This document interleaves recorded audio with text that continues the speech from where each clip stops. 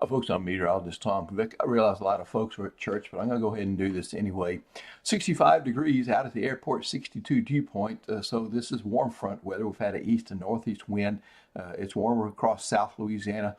So again, the warm front, one of the factors in this. We see a mostly cloudy sky, and visibility looks pretty good there at the Sunlight Broadcasting Tower Cam on Texas Street in Alexandria. Looking pretty good there in Gina, but there are scattered showers and thunderstorms that are reducing visibility, of course, to less than a mile in some of the heavy rain, less than 5 miles in a more moderate rain. And the clouds are going to stay with us, and the rain and storms, it's going to get worse before it gets better, folks, I'm afraid. Radar, quick look at that. We can see a lot of convection still off to the west of us to come, and even in the Houston area, we're seeing development there. And we'll go ahead and keep this going. We still see some in central Louisiana. We had a little wave after wave overnight. Nothing severe though, but there were some indications on radar. We could have seen some small hail out of that stuff. So let's get a little closer look at this stuff here across North Rapids, South Grant, moving in from the west, heading toward the east. We see some lightning, occasional lightning. This is what I call frequent lightning, and nothing severe right now. This is just kind of a wave of thunderstorms kind of moving across the area right now in advance of the warm front, which is, let me move out just a little bit. And the warm front, in my analysis, is still sitting right down not far from the I-10 corridor, maybe right in that particular area, because it's warmer in Lafayette than it is in Opelousas, and it's warmer in Lake Charles than it is in DeQuincy. So there's your warm front boundary. Again, here in central Louisiana, my years of experience indicate that that is a reliable severe weather and sometimes heavy rainfall trigger. So we've got to watch this pattern very carefully, because we've got that operating at the surface and a slow moving upper level system that's kind of feeding energy in overhead that's lifting the atmosphere north of that warm front. And this is the result, and that is going to continue for a while. All right, so let me kill that warm front off, and then we're going to go back out a little bit further and show you that we see how, again, have the convection all the way back off to the west. So you can see that this is just starting. This isn't something that's going to be once and done. We've already had multiple waves, and we're going to have more. In fact, I think we're going to have more rain in the future than what we've already had. Here's a pattern. You can see these storm complexes developing. There's one overnight. Here's another one. This is what we were looking at on radar. Kind of gives you this mushroom type of pattern, because the tops of the cumulonimbus, the thunderstorm clouds, the thunderheads as we call them, mostly kind of growing together and creating that type of canopy there across Texas into Louisiana and Oklahoma. All right, let's check out some more details here. I want to play out this futurecast for you. Here's that slow-moving disturbance, which is moving from southeast Colorado to in the St. Louis area. This is by, say, Tuesday at noon. And so that's maybe, what, 500-600 miles, and it takes it 2 days to do that. That's a slow-moving system. In the meantime, all the energy on the base of that, on the south side of that, is coming overhead, and it's interacting with the warm front, it's interacting with the moisture and the instability, and it's going to create multiple waves of rain and storms. At the surface, here's one of our usually reliable HRR model or HRRR model. This is for Sunday afternoon. Another wave, if we get a break between now and then, here's another wave that will be coming at us, and that will pass through, and we'll see another wave kind of around midnight up to the northwest. And that kind of comes through the area a little bit. Then maybe we get a break. This is for your commute time in the Monday morning.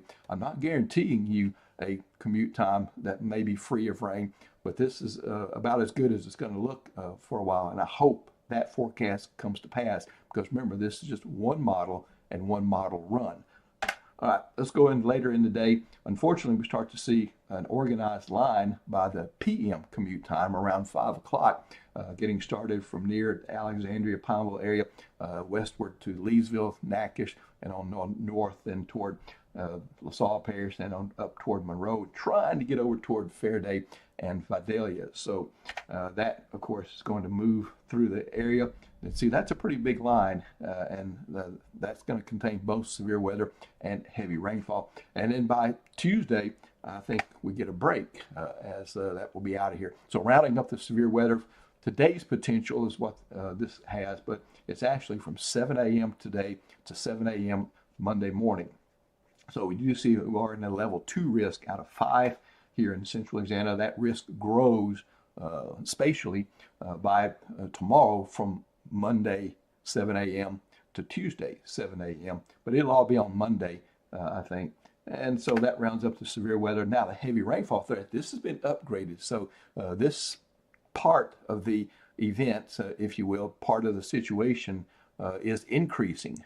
So the threat is increasing, and like the severe weather, this says today, but at 7 a.m. Monday to 7 a.m. Sunday today until 7 a.m. Monday, this is expanded into a moderate risk into our area, meaning that the potential for flash flooding is increasing, and of course that means more rainfall.